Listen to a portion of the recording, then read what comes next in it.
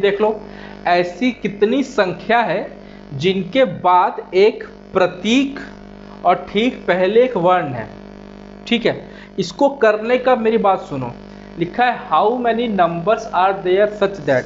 अब तुम मेरी बात सुनो, देखो यहाँ पर एक चीज, मैं देखो यहाँ पे स्पेस है, मैं यहाँ थोड़ा सा लिख ले रहा हूँ, how many numbers are such that immediately they are followed. देखो नंबर्स यहाँ लिखो, नंबर्स और फॉलोड बाय अ सिंबल, मतलब आगे सिंबल आना चाहिए, आगे सिंबल आना चाहिए। ठीक है, and immediately preceded by alphabet, immediately preceded by alphabet, और पहले अल्फाबेट आना चाहिए। ठीक, ये हमारा फॉर्मेट है। ठीक है, बीच में नंबर, अल्फाबेट और सिंबल, इस सीरीज में चाहिए। बताओ इसमें से ऐसा कौन सा है और ऐसे कितने हैं। ठीक, अब मेरी यहां बात सुनो, कभी भी नंबर से शुरू मत करना और न ही अल्फाबेट से शुरू करना, हमेशा सिंबल से शुरू करना, जो बाद में होगा हमेशा सिंबल से ही शुरू करना। ठीक है, क्योंकि सिंबल्स क्या है, जब एक बार तुम देखो यहाँ पे तो बोर्ड पे है, लेकिन जब तुम कंप्यूटर पे बार देखोगे ना, तो तुम्हारी आंखें नंबर्स और अल्फाबेट्स पे कम जाएंगी, सिंबल्स पे ज़्यादा जाएंगी। सिंबल्स थोड़ा सा अलग अलग लगते हैं ना, तो सिंबल्स पे अधिक जाएंगी। ठीक है, तो सिंबल्स को पकड़ना। ठीक, अब बोल रहा है कि देखो सिंबल के पहले नंबर होना चाहिए और नंबर के पहले अल्फाबेट होना चाहिए। अब ऐसे आराम से समझ जाओगे। अगर आप ऐसे देखते ना कि नंबर के आगे सिंबल देखो फिर उसके पहले अल्फाबेट देखो, थोड़ी सी तकलीफ होती, थोड़ी सी, लेकिन मैं क्या बोला कि सिंबल को पकड़ लो, जितने सिंबल है पकड़ लो और उसके पहले देख लो नंबर कहाँ पे आएगा और उसके पहले अल्फाबेट आना चाहिए। ठीक, हम देखो ये प्लस का साइन सिंबल, उसके पहले नंबर आना चाहिए, नंबर नहीं है तो ये नहीं हो सकता। ठीक है, फिर देखो हम आगे बढ़े, देखो यहाँ सिंबल है, सिंबल के पहले नंबर, सिंबल के पहले नंबर और उसके पहले अल्फाबेट, हाँ है, तो एक हमको यहां मिल गया। फिर हम और आगे बढ़े, ये मिला सिंबल, सिंबल के पहले नंबर आना चाहिए लेकिन क्या मिला, अल्फाबेट, ये भी नहीं हुआ। फिर हम और आगे बढ़े, सिंबल, सिंबल के पहले नंबर मिल गया, नंबर के पहले फिर नंबर मिल गया, तो ये भी नहीं हो सकता क्योंकि उसके पहले अल्फाबेट मुझको चाहिए। फिर सिंबल के पहले नंबर, ये भी नहीं है। फिर सिंबल, यहाँ पे सिंबल, सिंबल के पहले नंबर, देखो यहाँ अल्फाबेट, ये भी नहीं आया। सिंबल के पहले ये भी नहीं हुआ, यहाँ भी नहीं हुआ। अब इधर आओ, यहाँ पे देखो ये सिंबल हो गया, परसेंटेज, सिंबल के पहले नंबर और नंबर के पहले अल्फाबेट, ये दूसरा मुझको मिल गया, बस खत्म। तो हमको कितने पेयर मिले, सिर्फ दो। कितने पेयर मिले, दो पेयर, ये आपका आंसर है। ठीक है, ऐसे ही पकड़ना है। एग्जाम में ना यही दिक्कत होती है कि लोग तरीके गलत शुरू करते हैं। तुम ऐसे देखते हो, तुम देखते हो कि अल्फाबेट के आगे नंबर देखो, उसके आगे सिंबल देखो।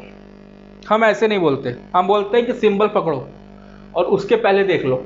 अगर सिंबल तुम्हारा बाद में आया है, और मैक्सिमम चांस में क्वेश्चन में सिंबल हमेशा बाद में ही लिखा होता है। ठीक है, ऐसा जरूरी नहीं है, ऐसा बिल्कुल भी जरूरी नहीं है, बट मैं सब बता रहा हूँ। ठीक है, सिंबल या जो भी यहाँ पर हो उसको आराम से देखो कि उसके पहले क्या और उसके पहले क्या है, समझ गए? तो आपकी कहानी ना बहुत इजीली हो जाएगी, आपकी कहानी बहुत इजीली सॉल्व हो जाएगी। अभी एक क्वेश्चन ऐसा हम और करते हैं इसको। ठीक है, चलो आ जाओ। अच्छा देखो, एक डॉट अपने मन मत रखना कि तुम इसको 19 पढ़ लो, तुम पढ़ लो M19 एंड, ये 19 नहीं है, ये M है, ये इधर 1 है, इधर 9 है, इधर एंड है। समझ रहे? नंबर तुम्हारे 1 से 9, 0 से 9 के बीच में ही रहेंगे। ठीक है, तुम्हारे एक साथ नहीं दे देंगे। अगर तुम्हारा 20 लिख दिया तो वो 20 हो जाएगा, वो समझ गया, वो लिखेगा 20।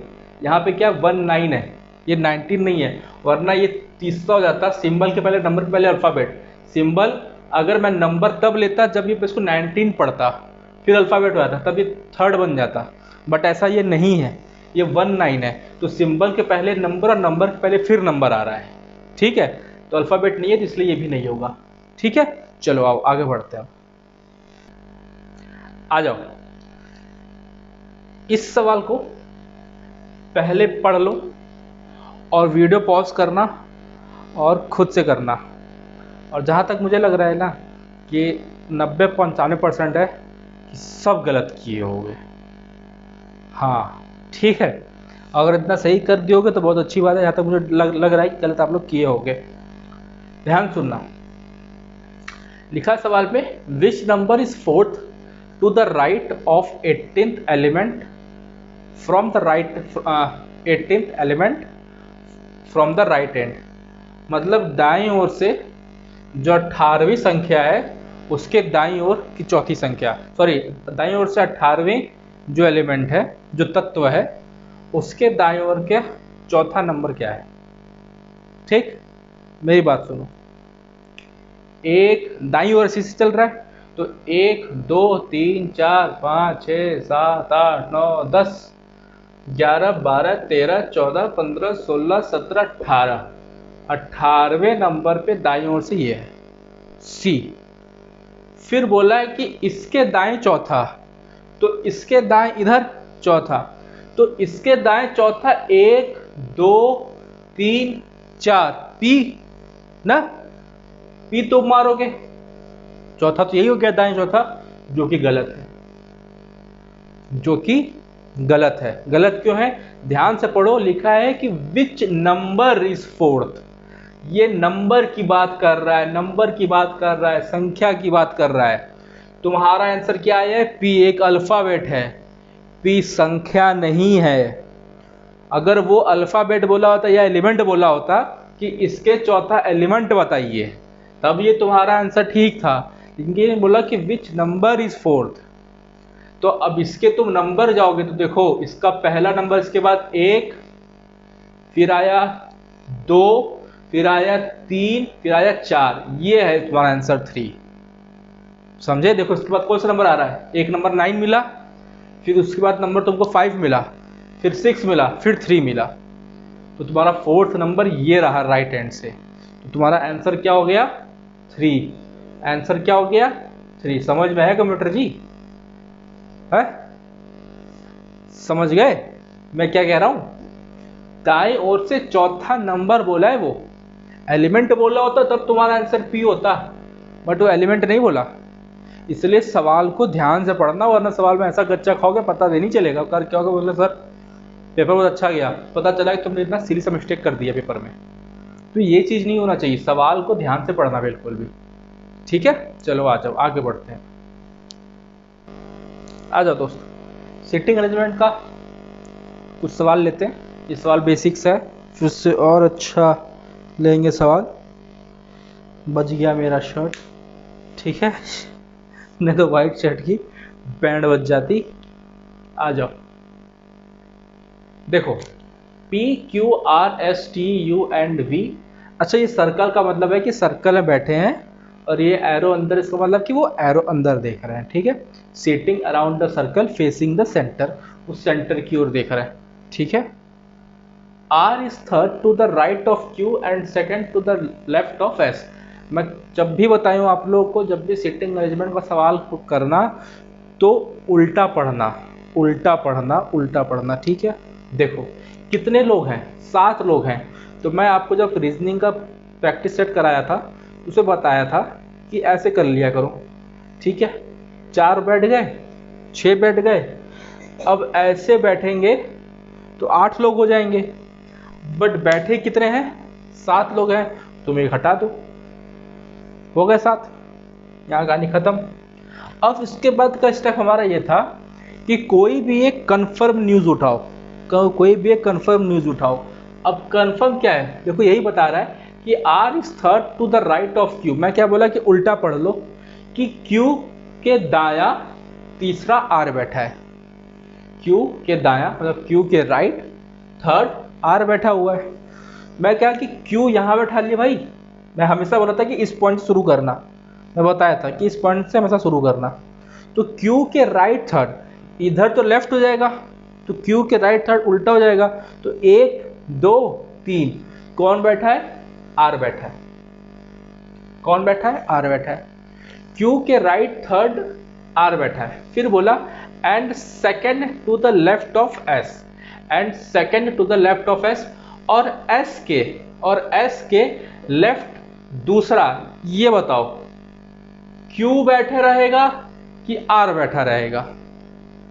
अब ये देखो तुम्हारा ये तरीका मैं बता दूं कि जब भी यहां हु की बात हो, यहां जब सिर्फ हु की बात हो तो हमेशा उसके पहले वाले की बात होती है, जो उसके जस्ट पहले लिखा हो, और हु और हुम के अलावा यहां कुछ भी लिखा हो तो हमेशा दूर वाले की बात होती है। देखो यहां मैं बोलूंगा दूर, इसका मतलब यह है कि एस के लेफ्ट, देखो यहां एंड लिखा हुआ है, हु और हुम नहीं लिखा हुआ है, तो एस के लेफ्ट दूसरा क्यू की बात नहीं कर रहा है, ये आर की बात कर रहा है। ठीक है, एंड मतलब ये दूर की बात हो रही है। अगर यहां लिखा था हु की बात, मान लो यहां लिखा था सिर्फ हु, तो तुम बोलते कि एस के लेफ्ट दूसरा क्यू बैठा है, बट यहाँ क्यू नहीं है, सॉरी बट यहाँ हु नहीं है, एंड है। तो एंड मतलब अब मैं दूर जाऊंगा, मैं बोलूंगा कि एस के लेफ्ट दूसरा आर बैठा हुआ है। ठीक है, तो एस यहां बैठेगा तभी ना यहां बैठेगा आर।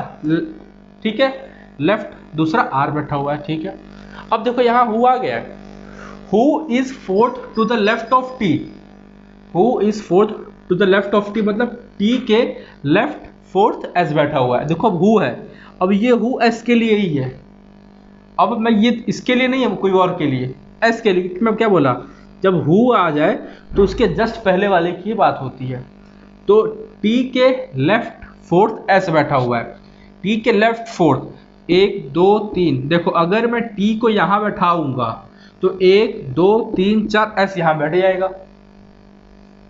ठीक, अब क्या बोला, P is third to the right of U, U के तीसरा थर्ड P बैठा हुआ है, U के राइट थर्ड।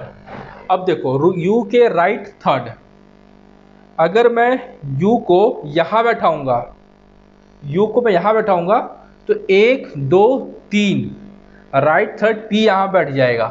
ठीक है, जब मैं U को यहां बैठा दूंगा तो 1 2 3 उल्टा P आपके यहां पे आराम से बैठ जाएगा। ठीक है, और आपके लास्ट में क्या बचा, V आपके यहां बैठ जाएगा।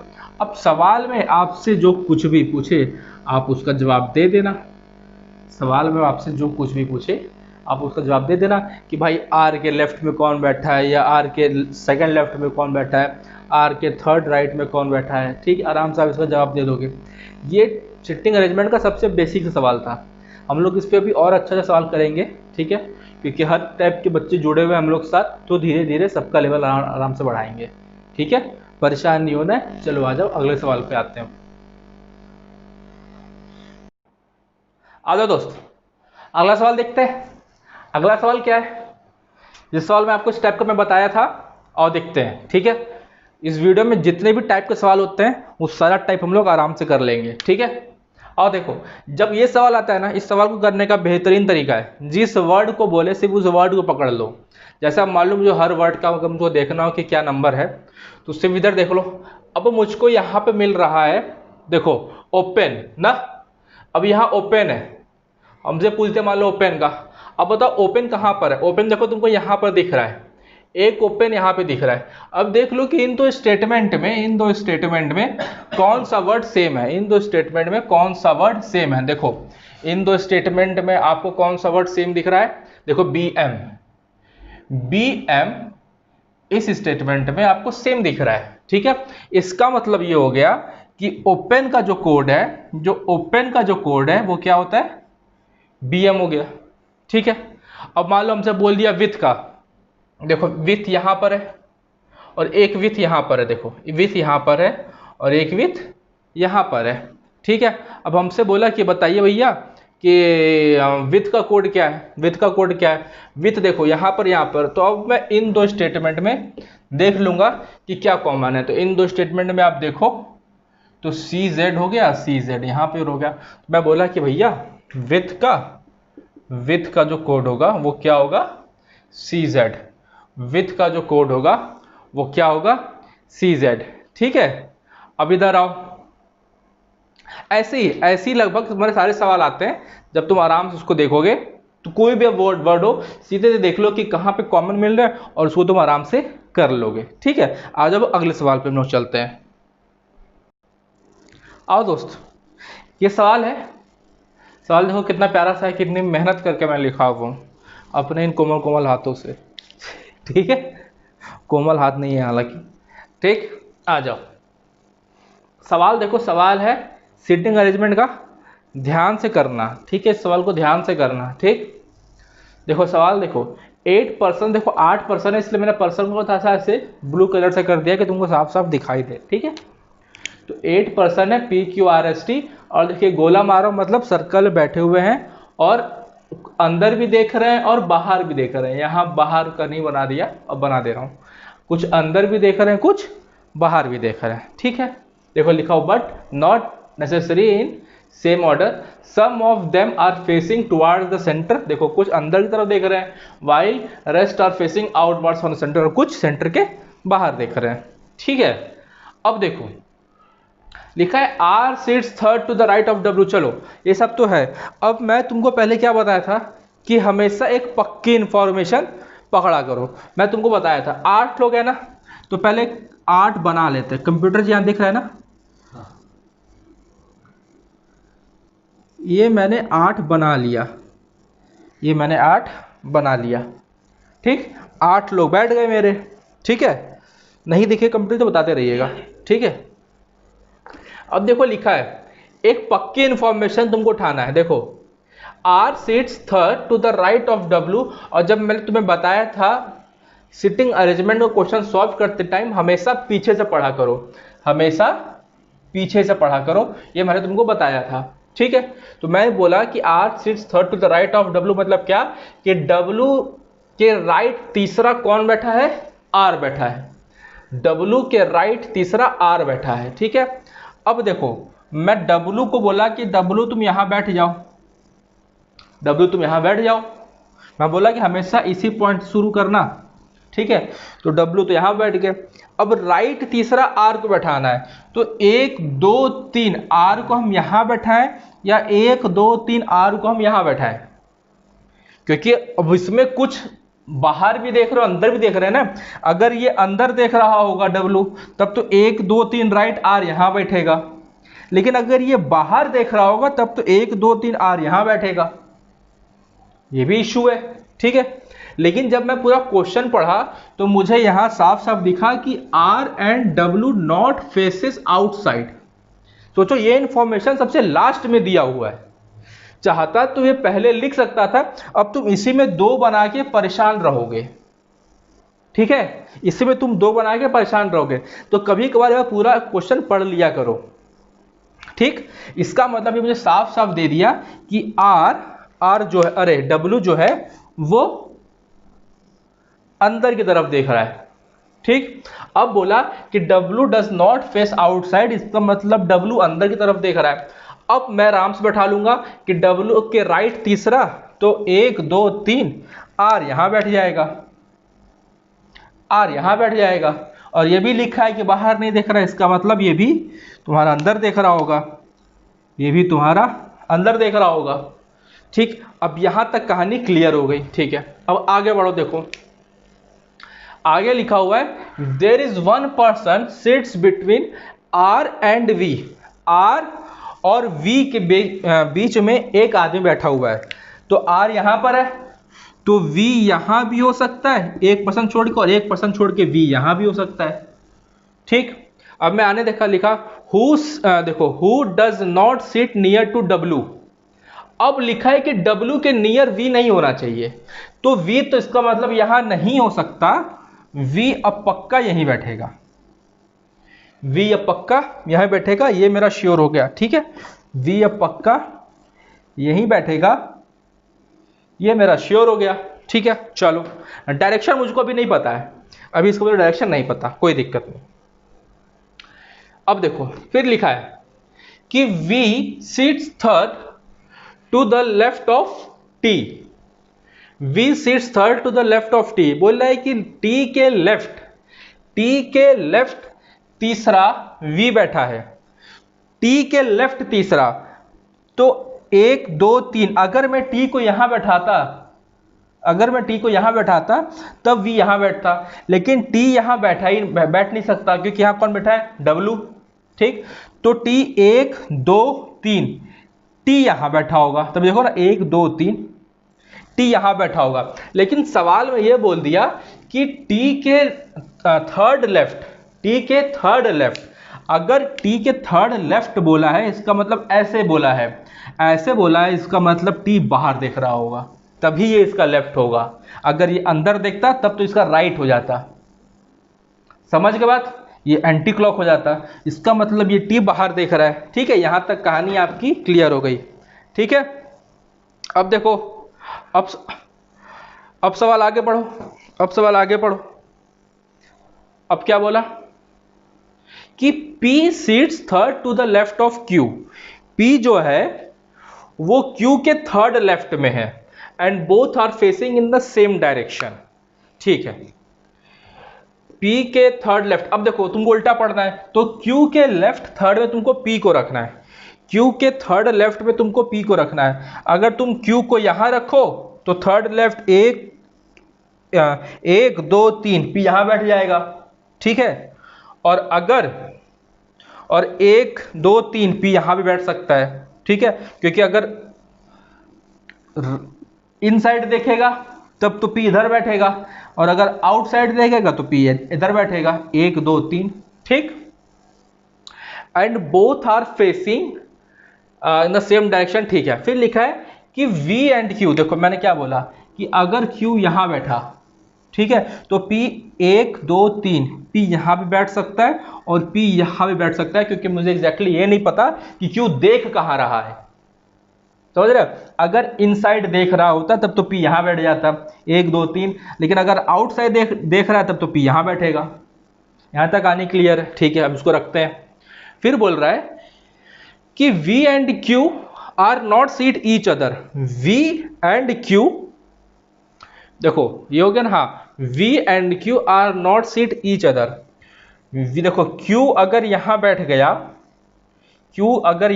गया, एक चीज तुम यहां पे देखो, अगर मैं Q को यहां पे बैठा दूं, तो भी 1 2 3 यहां भी P बैठ सकता है। अगर मैं Q को यहां बैठा दूं, एक कंडीशन भी तो बन रही है कि अगर मैं Q को यहां बैठा दूं तो 1 2 3 P यहां बैठ सकता है, और 1 2 3 P यहां तो नहीं बैठेगा। ठीक, कोई दिक्कत नहीं, आगे बढ़ते हैं। आगे बढ़ो, देखो आगे सवाल में लिखा हुआ है क्या कि both V and Q are not seat each other.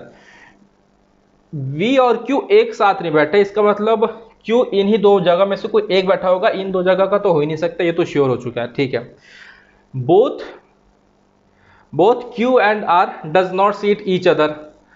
Q और R, हाँ Q और R भी अलग है, कोई दिक्कत नहीं। फिर both S and P are an immediate neighbour of each other. S और P इमीडिएट नेबर है। देखो ये जगह तो फिक्स हो चुका है, अगर मैं P को यहां बैठा दूंगा तब S यहां बैठ ही नहीं सकता, इसका मतलब P तो यहां हो ही नहीं सकता है। ठीक, बचा P की जगह ये, इसका मतलब S कहां बैठ रहा होगा, यहां बैठ रहा होगा। S कहां बैठ रहा होगा, यहां बैठ रहा होगा। यहां तक कहानी क्लियर हो गई। देखो फिर उसके बाद क्या बोला है, कहां पे था मैं, Q and R does not, हाँ both S and P are immediate, हाँ both S and P are immediate हो गए नेबर। अब आगे पढ़ो, S faces the one who sits immediate right of U। S उसको देख रहा है जिसके राइट में U है, तो U कहां बैठेगा, यहां पर। ठीक है, क्या बोला कि S उसको देख रहा है जिसके राइट में U है, देखो इसको सही से लिख देते हैं ना, इसको U सही से बना देते हैं। ठीक है, अब देखो क्या लिखा है, S faces the one who sits immediate right of U। मतलब U के राइट में, और ये U का राइट कब होगा, जब ये बाहर देख रहा होगा, तभी ये U का राइट होगा। यहां तक मुद्दा क्लियर हो गया।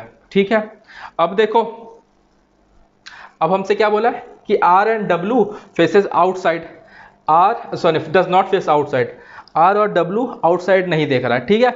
अब हमको सबका डायरेक्शन देखना है, अब हमको सबका डायरेक्शन देखा है। देखो अब डायरेक्शन के लिए पढ़ो कहाँ कहाँ डायरेक्शन की बात किया हुआ है, अब कहाँ कहाँ डायरेक्शन की बात ये किया हुआ है। और कोई सारा लोग बैठ गए ना, इधर बैठ गए इधर बैठ गए। अब देखो लिखा हुआ है कि V seats third to the left of T and both are facing same direction, मतलब V और T सेम डायरेक्शन में देख रहे हैं। अगर T बाहर देख रहा होगा तो V भी बाहर देख रहा होगा, ठीक है।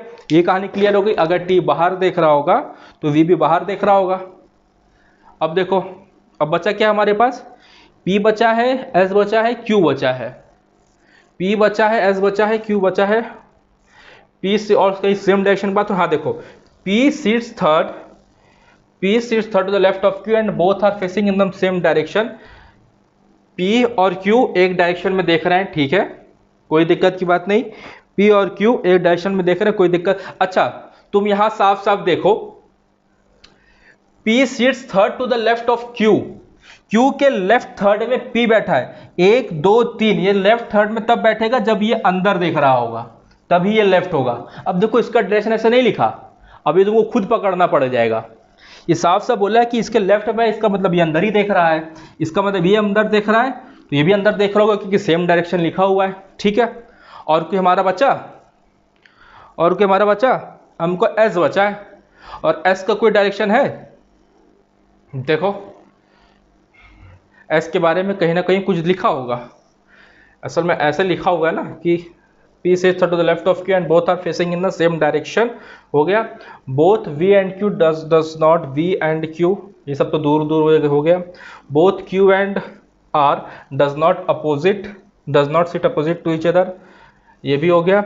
Both S and P are immediate neighbour of each other, हाँ ठीक है। S फेसेस द वन, अब देखो S फेसेस द वन। अब यहां पे तुम एक लाइन देखो, यहां ये साफ साफ लिखा S faces the one, F जिसको फेस कर रहा है, S जिसको फेस कर रहा है, मतलब S जिसको देख रहा है, तो S उल्टा बैठेगा थोड़ी देखेगा, S जब ऐसे बैठेगा तभी ना इसको देखेगा।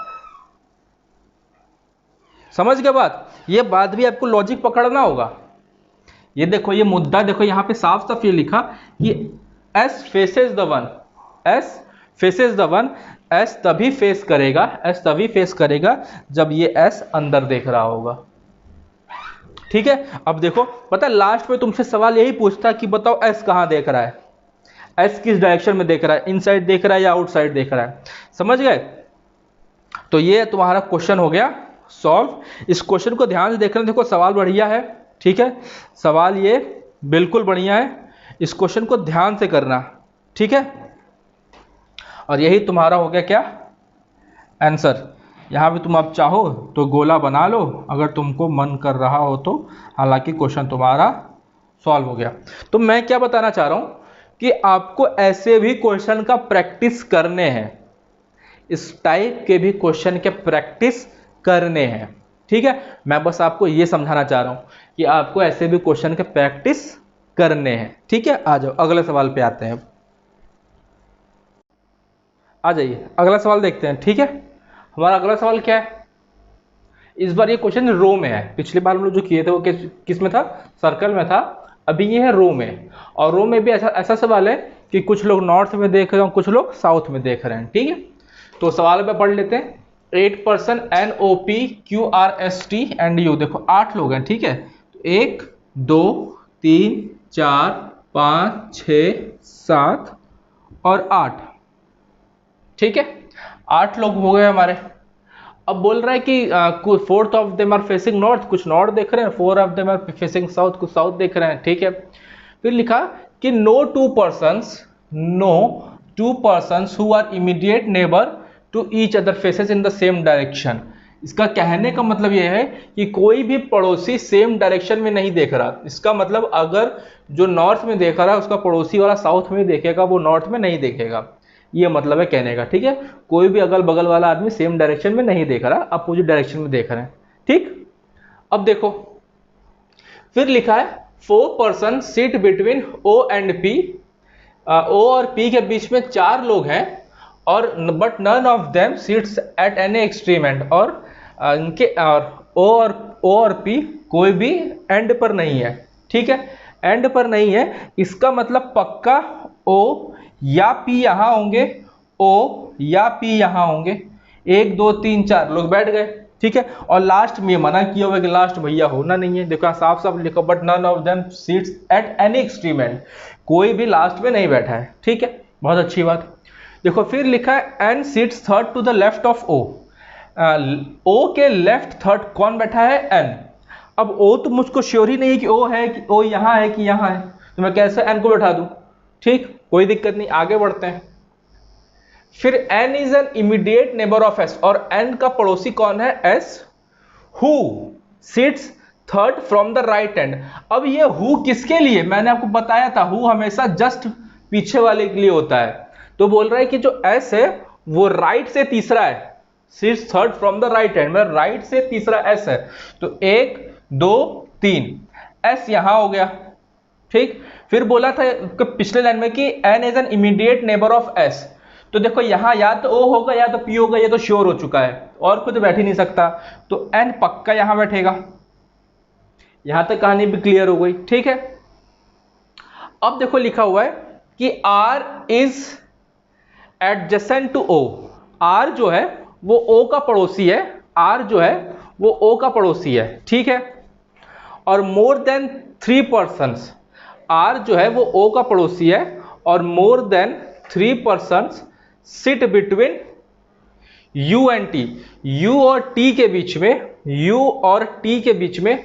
अब एक सेकंड, अब आप मेरी यहां एक बात सुनो, अब आप मेरी यहां बात सुनो। देखो यहां पे एक लाइन लिखा हुआ था पहले कि N seats third to the left of O, N seats third to the left of O, मतलब O के लेफ्ट तीसरा N बैठा हुआ है, O के लेफ्ट तीसरा N बैठा हुआ है। अगर मैं O को यहां बैठाऊंगा और O को मैं इधर दिखाऊंगा तभी N यहां बैठेगा थर्ड। 1 2 3, अगर मैं O को यहां बैठा दिया तो थर्ड ये हो ही नहीं सकता। इसका मतलब ये कहानी क्लियर हो गया कि यहां O बैठा है, इसका मतलब ये कहानी क्लियर हो गया कि यहां O बैठा है और यहां P बैठा है। ठीक है, और N यहां देख रहा है, ये भी क्लियर हो गया।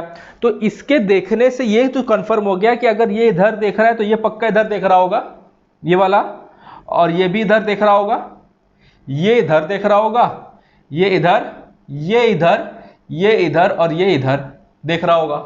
हाँ, ये कहानी क्लियर हो गई, ये इधर देख रहा होगा और ये इधर देख रहा होगा। ठीक है, अब देखो, अब आपसे बोला था कि R is sitting adjacent to O, R जो है वो O का पड़ोसी है, तो R यहां भी बैठ सकता है और R यहां भी बैठ सकता है। हाँ, R यहां भी बैठ सकता है और R यहां बैठ सकता है। ठीक है, फिर आगे देखते हैं।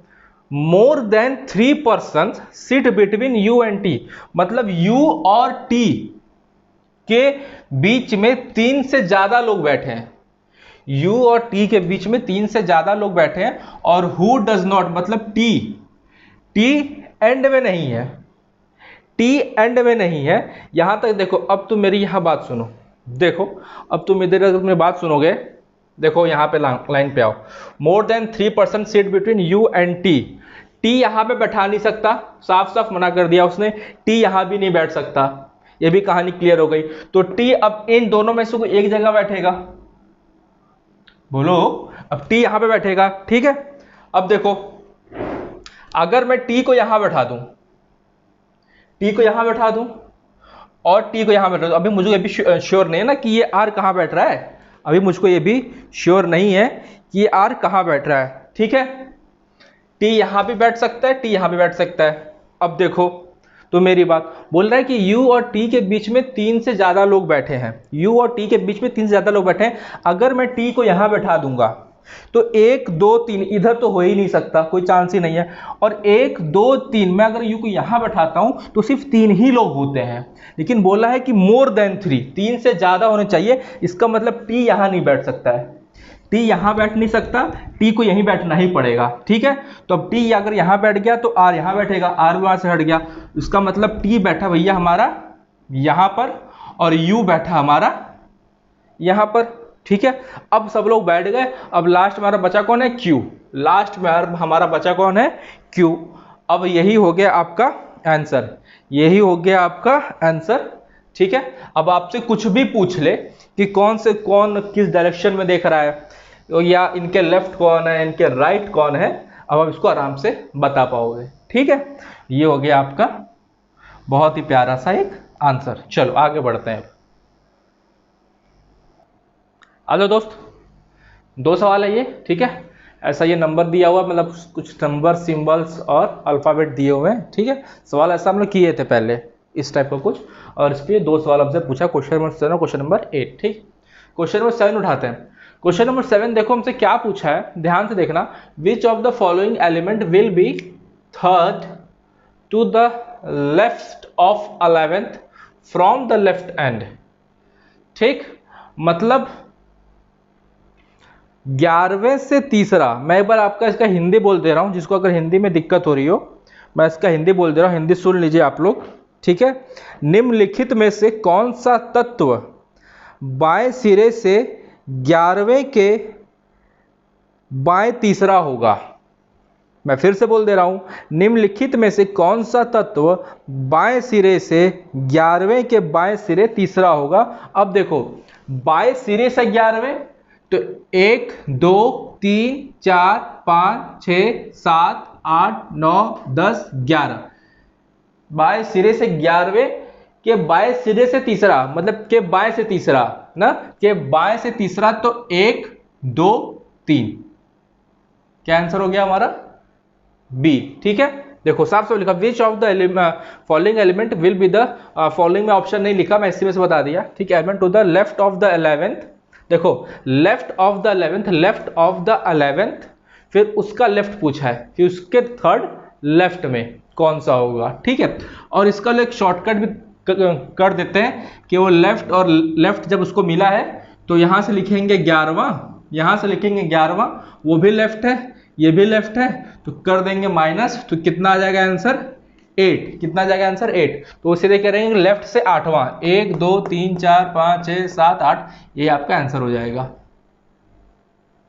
ठीक, एक अगला सवाल देख लो, देखो लिखा हुआ है, इफ द ऑल डिजिट्स, देखो इसमें लिखा हुआ है कि अगर सारे डिजिट और सारे सिंबल, सारे डिजिट और सारे सिंबल सीरीज से ड्रॉप कर दिए जाएं, सीरीज से हटा दिए जाएं, तो कौन सा element 8th from the right and होगा?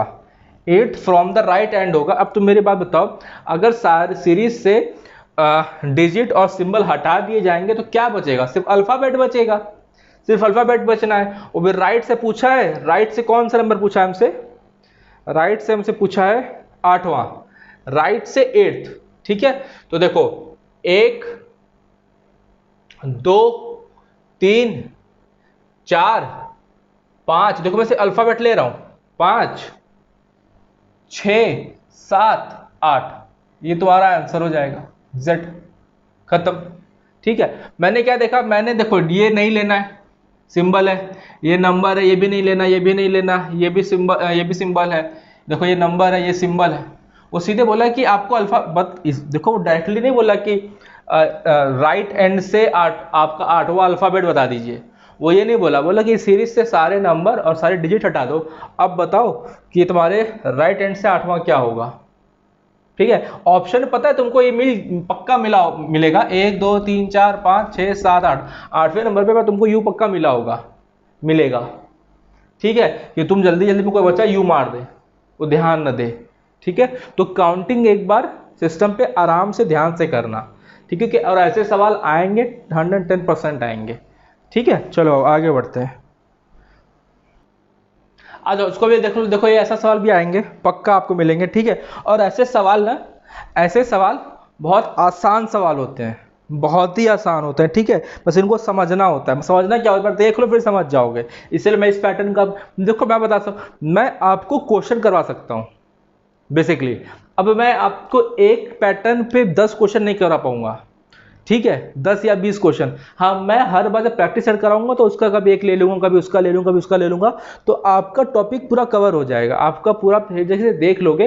अच्छा, मुझको ये भी पढ़ना है, ये भी पढ़ना है, ये भी पढ़ना है, ये भी पढ़ना है। मेरा मुद्दा आपको ये बताना है कि आपको ये भी देखना है, आपको ये भी देखना है, आपको ये भी देखना है। बस मुद्दे की बात ये है, प्रैक्टिस आपको करना है। ठीक है, प्रैक्टिस आप ही को करना है।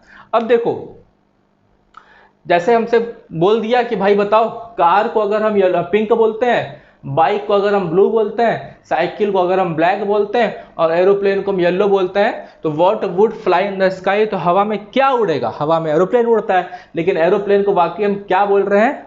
येलो बोल रहे हैं। तो हमारा आंसर क्या हो जाएगा? येलो। क्वेश्चन बहुत सिंपल सा है, लेकिन एग्जाम में मिल जाता है। ठीक है, चलो आओ आगे बढ़ते हैं। आ जाओ, ये सवाल देखो। सवाल ये कैसा है? देखो, ये सवाल ऐसा है कि इसके लिए आपको अल्फ़ाबेट का नंबर याद होना चाहिए कि ए का नंबर क्या है, बी का नंबर क्या है, सी का नंबर क्या है, डी का क्या है, एफ का क्या है। ये तो इसके लिए क्या आपको ये तो याद तो होना ही चाहिए अगर आप रीजनिंग का पेपर सॉल्व कर रहे हो तो। ठीक है, अब देखो, इसमें है ए का वैल्यू 2, एम का वैल्यू 13, जेड का वैल्यू 52। अब ये क्वेश्चन मुझे देखते मुझे पता चल गया, क्योंकि ए का वैल्यू 1 होता है जिसका डबल कर दिया, एम का वैल्यू 13 होता है उसका डबल कर दिया, z का वैल्यू 26 होता है और उसका डबल कर दिया गया। तो बेट का वैल्यू क्या होगा? देखो, बेट का 2 होता है, बी का 2, ई का 5 होता है, पी का 20 होता है। तो टोटल कितना हो जाएगा आपका? 27। और हमको इसका करना है क्या? डबल। डबल मतलब कितना? 54। और यही हमारा क्या हो जाएगा? आंसर। तो आपको एक बार नंबर ही आपको याद होने चाहिए। ठीक है, मुद्दा आपको बताने के लिए। ऐसे सवाल आपको एग्जाम में भी आते हैं, बिल्कुल आते हैं। एग्जाम का ही सवाल आते हैं, क्या एग्जाम का ही सवाल है टीसीएस का। ठीक है, आ जाओ आगे बढ़ते हैं। आ जाओ दोस्त, एक सवाल ये देखो। ठीक है, सवाल कैसा है? सवाल बढ़िया है। ऐसे लिखा है कि अगर हम बैंकिंग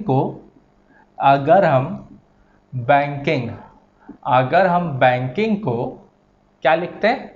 ये CCQONTN।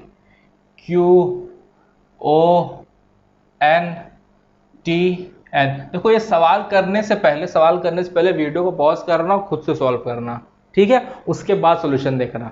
ठीक, पहले वीडियो पॉज करना, फिर देखना सॉल्यूशन, अगर आपका सही होता है क्या क्या आंसर आपका आता है। ठीक है, तो देखो, अब इसके लिए आपको एक बार वैल्यू से देखो क्या होता है।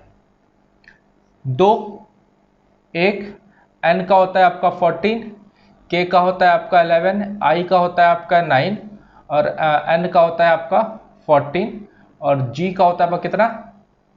7। ठीक है, g का होता है आपका कितना? 7। ठीक, अब देखो, ठीक है, अब देखो c का कितना होता है मेरे भाई? c का होता है 3, c का होता है 3। ठीक है, q का होता है कितना? 17, o का होता है कितना? 15, n का होता है कितना? 14, t का होता है कितना? 20, और n का कितना होता है? 14। n का कितना होता है? 14। ठीक है, अब इसमें आप एक चीज देखो, यहां 2, यहां 3, इधर +1 हो रहा है। हाँ, 1, 3, यहां +2 हो रहा है। 14, 17 +3 हो रहा है। 11, 15 +4 +5 +6 और +7 देख रहे हो, यहां सीरीज चल रही है +1 +2 +3। इसका मतलब इसकी भी एक सीरीज चलेगी +1 +2 +3। k का वैल्यू कितना होता है भाई? 11 होता है। हाँ, k का वैल्यू 11 होता है, i का वैल्यू 9 होता है, n का वैल्यू आपका कितना होता है? 14 होता है, और g का वैल्यू कितना होता है आपका? 7 होता है। हालांकि किंग देखो आपको इसमें से ही मिल जाए। ठीक है, तो वैसे देख लो, ये तुम्हारा होगा किंग।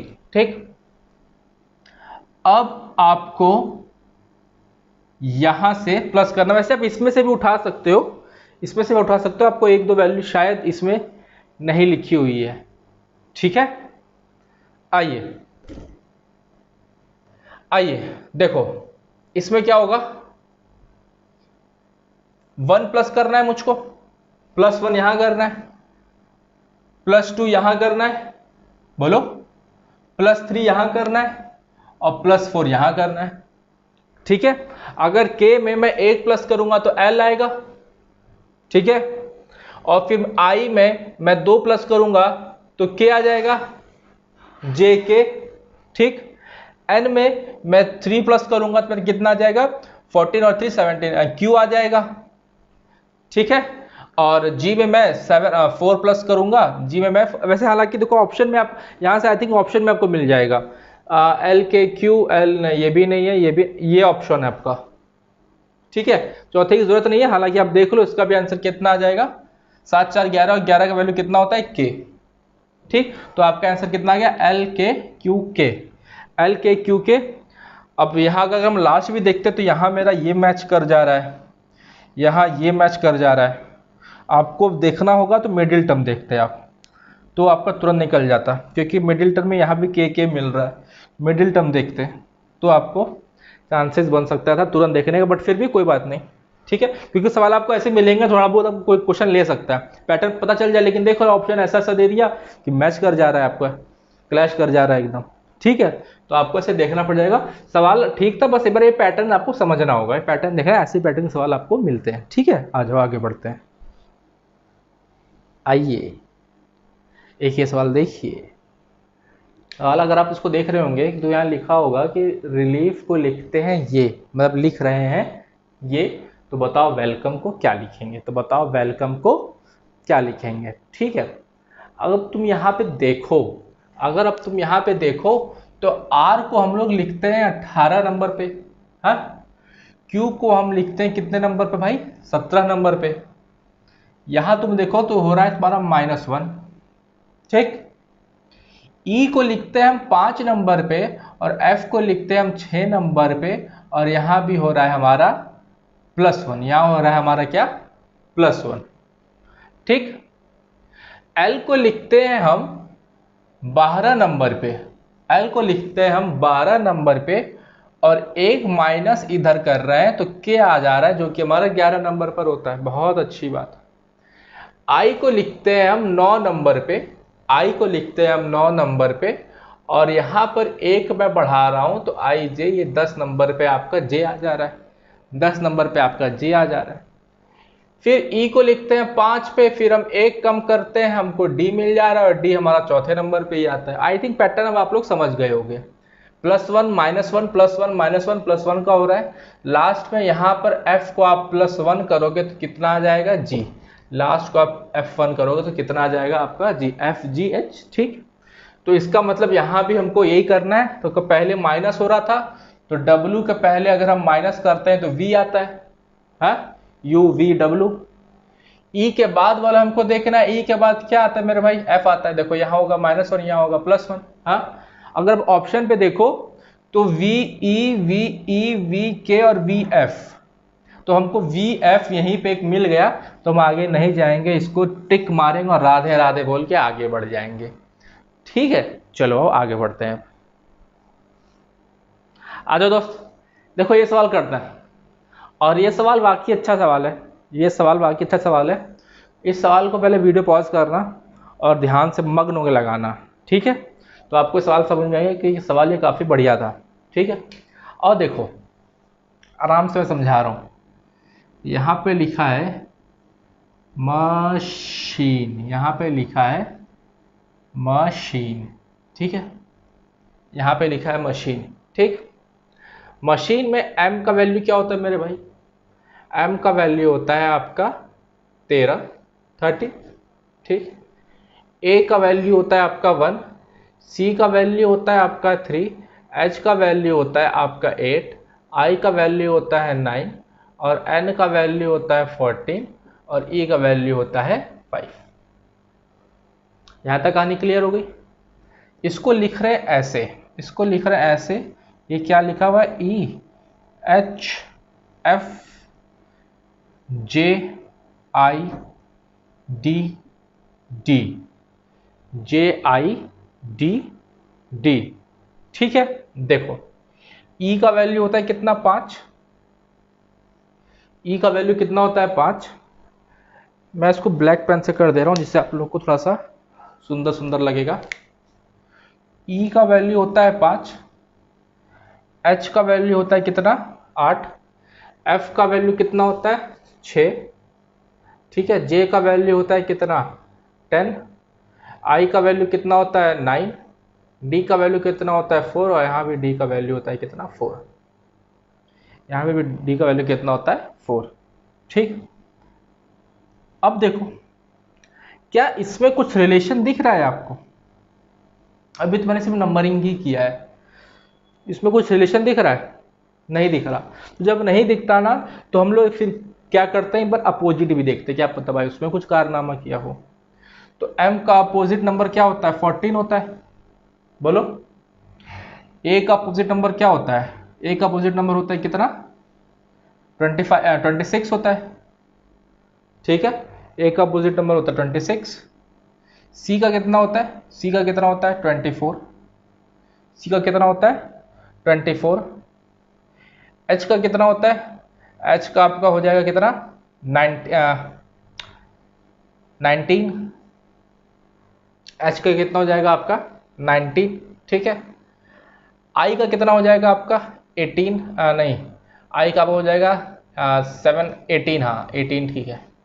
i का आपका अपोजिट नंबर हो जाएगा कितना 18, n का फिर कितना हो जाएगा 13, और e का अपोजिट नंबर हो जाएगा कितना 22, e का आपका अपोजिट नंबर हो जाएगा 22। यहाँ तक कहानी क्लियर है? मैं क्या बोला, जब उल्टा लिखोगे ना तो ये नंबर आएगा। और मैंने इसे डायरेक्टली कैसे कर दिया, मुझको पता है कि जब सीधा नंबर से करोगे और जो आप उल्टा नंबर से अपोजिट से आओगे तो उसका सम हमेशा 27 आना चाहिए, उसका सम हमेशा 27 ही आएगा, ठीक है। तो देखो एक मैंने यहाँ पे देखा तो मैंने सीधे इसका अपोजिट के लिए कुछ याद नहीं किया, मैंने बोला कि 27 माइनस 1 26, इसका नंबर 26 होगा, ठीक है। सी का नंबर ऐसे जाओगे जो तीसरा होता है, लेकिन मुझे पता है कि मैं 27 से माइनस कर दूंगा तो इसका अपोजिट नंबर क्या आएगा 24, ठीक है। इसका अपोजिट नंबर कितना आएगा 24। देखो यहाँ तक मुझे कहानी पता चल गई। यहाँ पे देखो मैंने 5 था तो मैंने 27 में से 5 माइनस कर दिया, मतलब 27 में से 5 किया माइनस, और मेरा कितना आएगा 22, मतलब ई का अपोजिट नंबर मेरा कितना होता है 22। अब देखो अगर आपको यहाँ पे अगर आप देख रहे होगे, यहाँ पे अगर आप देख रहे होगे तो अब आपको कुछ दिख रहा होगा। अगर वो पैनी नजर आपके पास होगी तो देखो 4 और 1 कितना है 5, 4 + 1 5, 6 + 2 8, 2 + 4 6, 19 1 + 9 10, 8 1 + 8 9, 3 + 1 4, और 2 + 2 4। देख रहे हो क्वेश्चन कितना ही बढ़िया लेवल का था। मतलब अगर जब तक आप ये नंबर नहीं लिखोगे ना तो आप इसको पकड़ ही नहीं पाओगे, आप पकड़ ही नहीं सकते जब तक आप ये नंबर आप नहीं लिखते इसका। समझे मेरी बात? तो बस इस पे आप बैठा लो, इस पे आप बैठा लो, इस पे आप बैठा लो। हमसे क्या पूछा था? हमसे पूछा था इंटीमेट, हमसे पूछा था इंटीमेट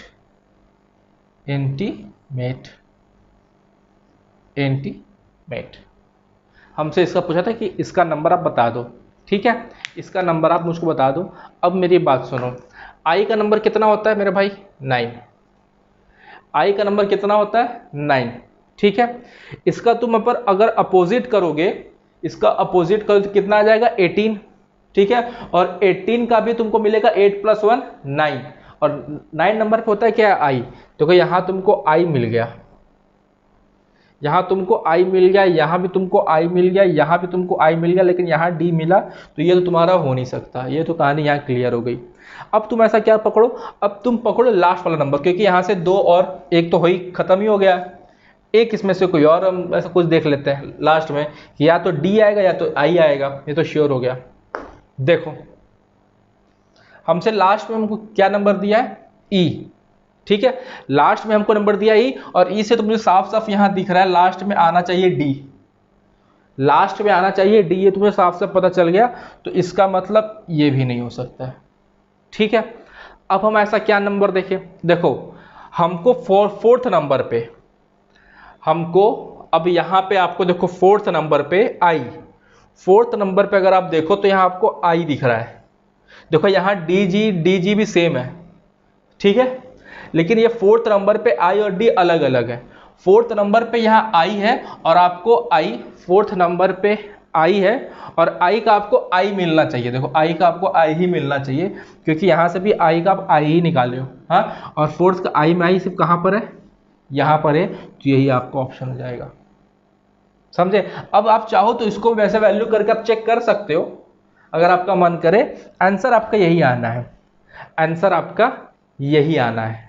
ठीक है, जैसे देख लो, जैसे मैं बता दूं, टी का अपोजिट नंबर, टी का नंबर क्या होता है मेरा भाई 20, इसका अपोजिट क्या होता है 7, 7 + 0 7, और लास्ट में 7 नंबर होता है किसका है, जी का। देखो यहाँ भी जी ही है। ठीक है, तो आप चेक कर सकते हो। वैसे मैं बता दिया कि आप डायरेक्ट ऑप्शन से भी इस पे जा सकते हो। समझ गए मेरी बात? तो देखो ये सवाल कितना अच्छा था। जब तक आप अपोजिट नंबर लिखोगे ना, आप याद आपको नहीं रहेगा ना, तब तक आप ये सवाल करना मेरे ख्याल से बहुत ही मुश्किल था। ठीक है, आ जाओ दोस्त आगे बढ़ते हैं। अब आ जाओ दोस्त, देखो ऐसे सवाल भी आपको एग्जाम में मिलते हैं। ठीक है, ये आसानी होते हैं, बट एग्जाम में आते हैं तो प्रैक्टिस, 1-2 क्वेश्चन तो बनता है प्रैक्टिस का, उसको देख लो। ठीक है, नहीं तो फिर तुम बोलोगे सर आज आपने तो बताया नहीं था। तो मैं मतलब आपको हर टाइप के क्वेश्चन करा दे रहा हूँ। बेसिकली मेरा मुद्दा ये है कि मैं आपको हर टाइप से अवगत करा दूं, बस। ठीक है, आओ इस सवाल पे आ जाओ।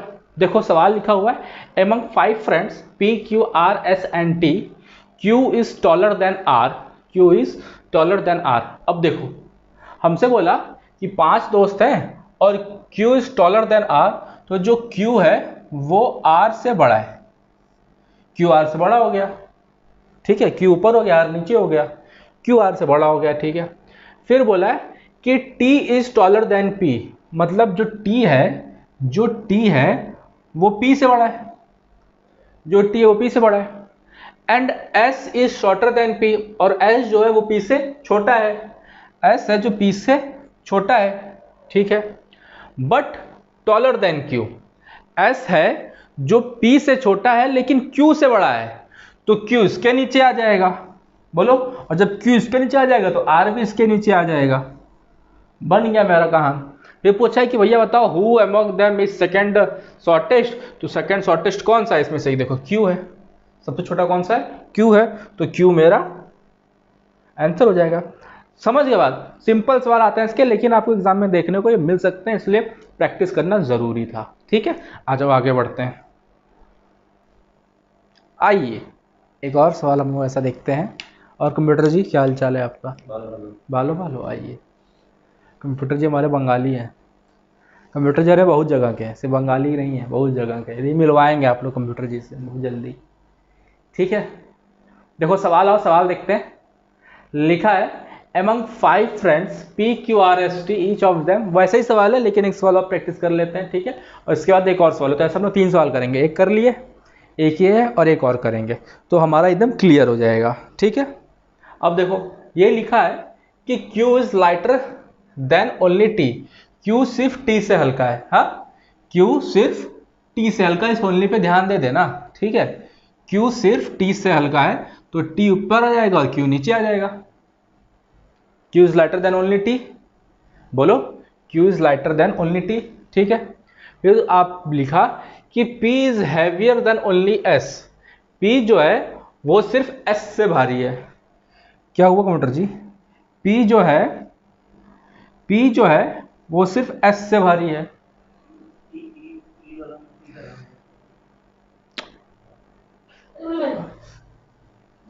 एक सेकंड मैं देख ले रहा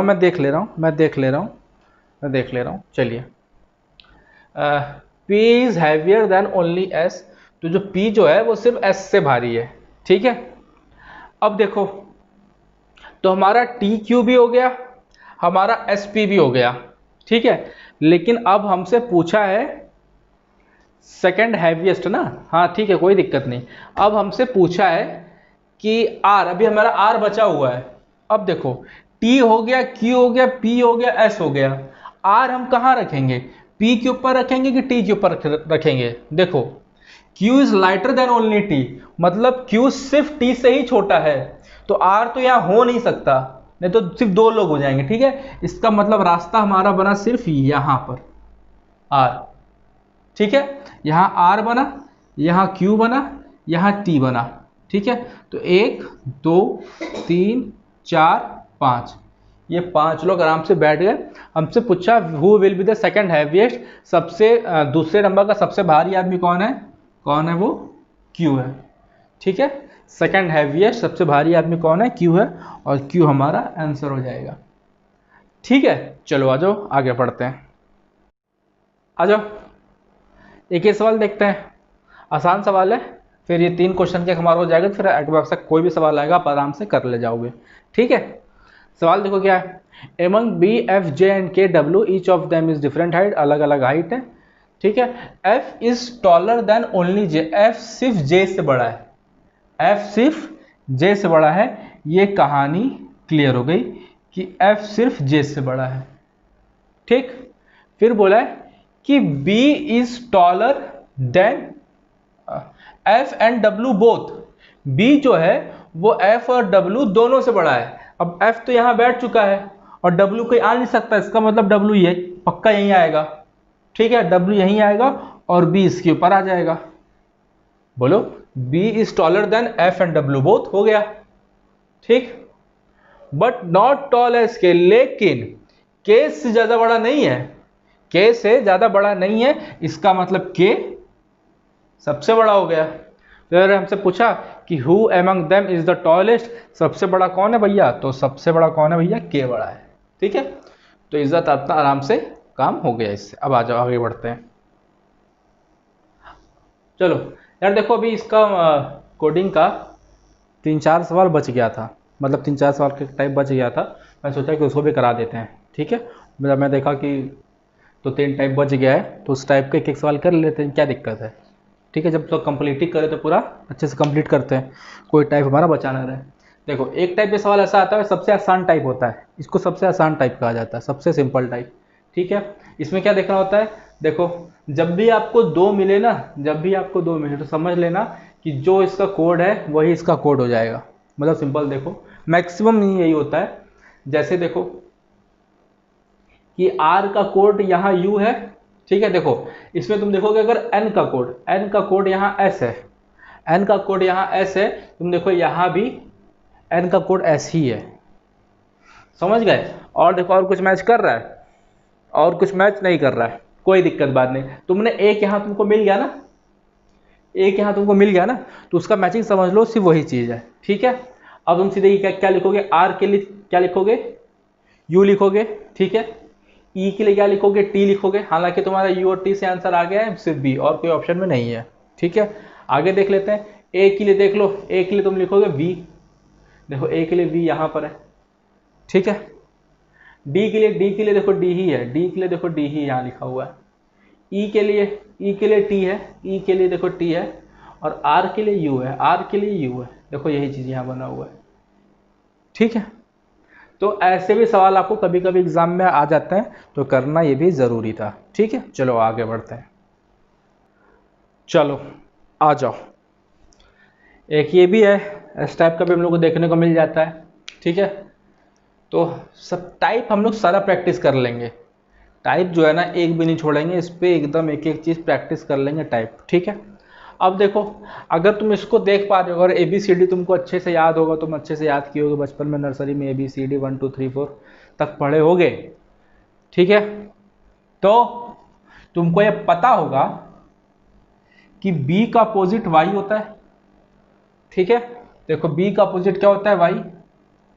L का अपोजिट होता है O, O का अपोजिट होता है L, C का अपोजिट होता है K, और K का अपोजिट नहीं, C का अपोजिट होता है X, K का अपोजिट होता है क्या?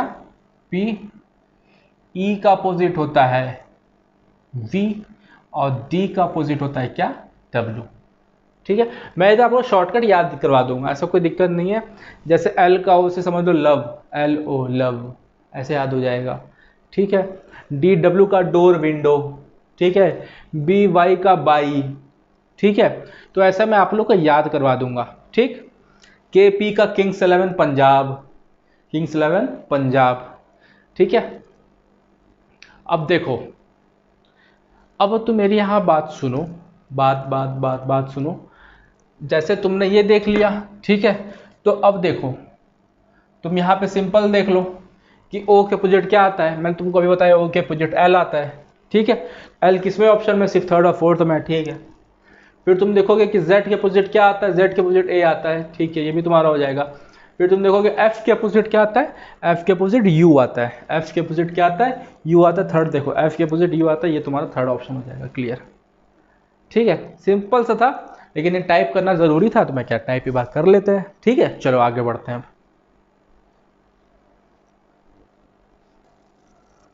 आ जाओ, एक सवाल और करना, एक टाइप बचा था, इसके बाद आगे बढ़ते हैं, ठीक है। अब देखो कभी कभी ऐसा सवाल भी दे देता है, ठीक, इसमें क्या दिख रहा है, देखो ये है कितना, 6 6 ना, 1 2 3 4 5 6, ठीक है। 6 का डबल कितना हो गया, 12। देखो 1 2 3 4 5 6 7 8 9 10, ये कितना है आपका 10, 10 का डबल 20। देखो मेरा इतना क्वेश्चन इस पे कराने का मतलब सिर्फ इतना है कि मैं आपको हर एरिया दिखाना चाहता हूँ और कुछ नहीं, ठीक है, कि आप एक बार हर चीज़ से वाकिफ़ हो जाओ कि मेरे को इस चीज़ पे सोचना है, जब तुम्हारे एग्जाम में सवाल आए तो आप ये सोच पाओ, ठीक है, आप मैं रिकॉल कर पाओ कि भैया ने क्या क्या क्या क्या मेथड बताया था, ये लग रहा है, अच्छा अपोजिट वाला लग रहा है, सम वाला लग रहा है, ये वाला लग रहा है, मतलब जो भी मैं बताया एक बार आपका ध्यान में रिकॉल होना चाहिए, और रिकॉल तब होगा जब आप उस पर प्रैक्टिस किए होगे, ठीक है।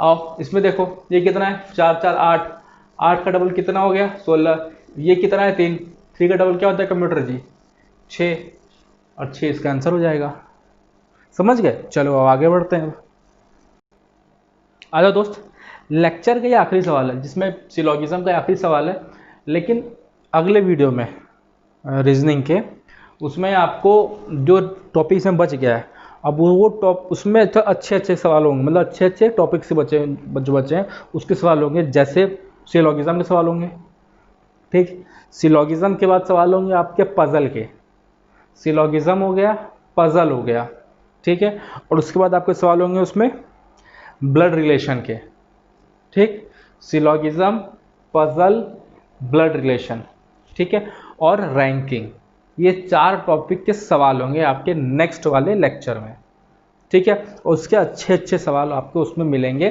ठीक है। आज हम इसको इस लास्ट क्वेश्चन पर ख़त्म कर रहे हैं, सिर्फ एक ही सवाल लिए हैं सिलोगिज्म का, और इस सिलोगिज्म को मैं 150 मेथड से पढ़ाता हूँ, पहली बात ये जान लो, अगर इसको नहीं पता है बता देना, मैं एक पूरा लेक्चर ही सिलोगिज्म का बना दूंगा, क्योंकि लोग बोलते हैं कि 150 मेथड से पॉसिबिलिटी नहीं लगता और क्या नहीं लगता, वो नहीं लगता, तो यार अगर आपको पता नहीं है, आपको आता नहीं है, तो ऐसा मत बोला करो, सब लगता है उससे, ठीक है। मैं बताता हूँ, मैं लगा के दिखाऊंगा, एक एक सवाल मैं आपको 150 मेथड से प्रूफ करके दिखाऊंगा, और मैं बोल रहा हूँ प्रूफ करने बस मतलब मैं करके दिखाऊंगा, मैं से फर्जी बातों में करता नहीं हूँ।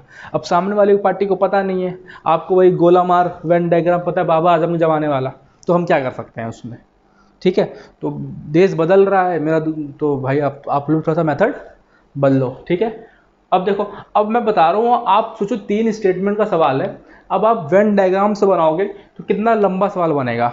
अब पता है मैं 150 से बनाऊंगा, मैं सीधे यही देखूंगा कि ये यहाँ सम मतलब ये 50-50 वाला स्टेटमेंट हो जाएगा।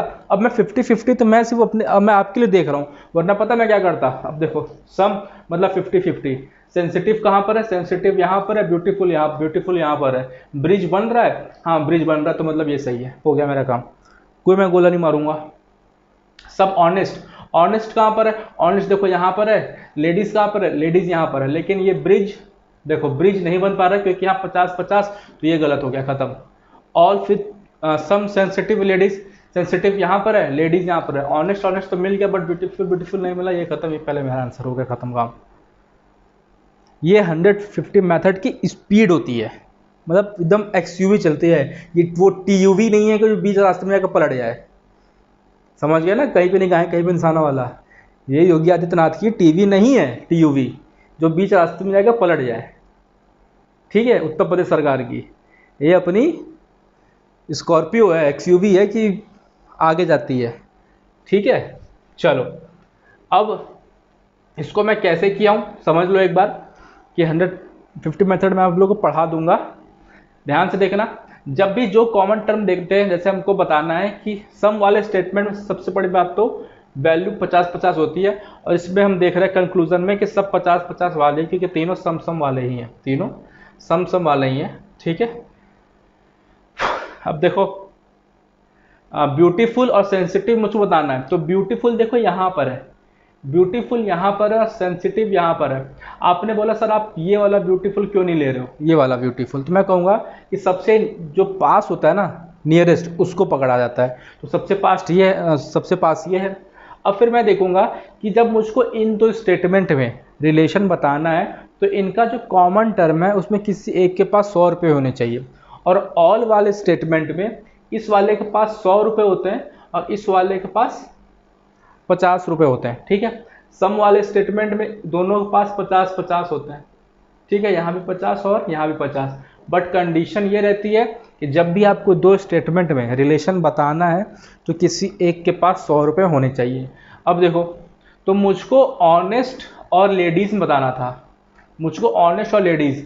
अब देखो ऑनेस्ट कहाँ पर, ऑनेस्ट यहाँ पर है, लेडीज़ यहाँ पर है, लेकिन जब मैं इनके कॉमन टर्म में देख रहा हूँ तो इसके पास 50 है, इसके पास 50 है, लेकिन कंडीशन क्या थी कि किसी एक के पास 100 रुपये होना चाहिए, ये कंडीशन थी हमारी, वो जो कि है नहीं, तो ये भी मेरा गलत हो जाएगा। ठीक है, फिर सेंसिटिव फॉर लेडीज़, देखो सेंसिटिव यहाँ पर है, लेडीज़ यहाँ पर है।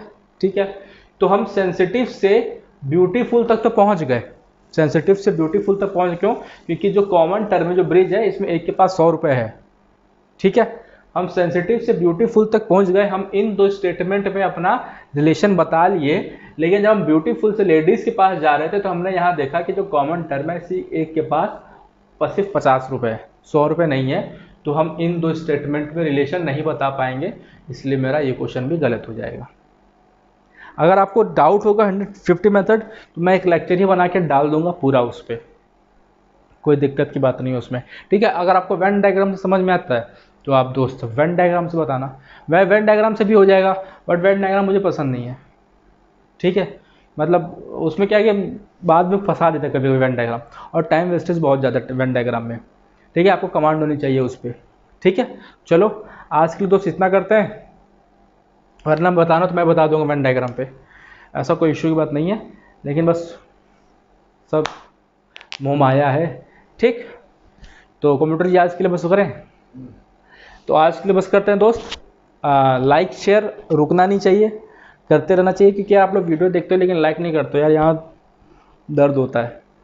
ठीक है, तो कम से कम लाइक दबा दिया करो भाई, वीडियो खोलो तुरंत लाइक दबा दो, उसके बाद आगे पढ़ो। ठीक है, और कोई भी दिक्कत हो, कोई भी परेशानी हो, तुरंत पूछो कमेंट में, क्या दिक्कत है, क्या परेशानी है, क्या समझ में नहीं आया।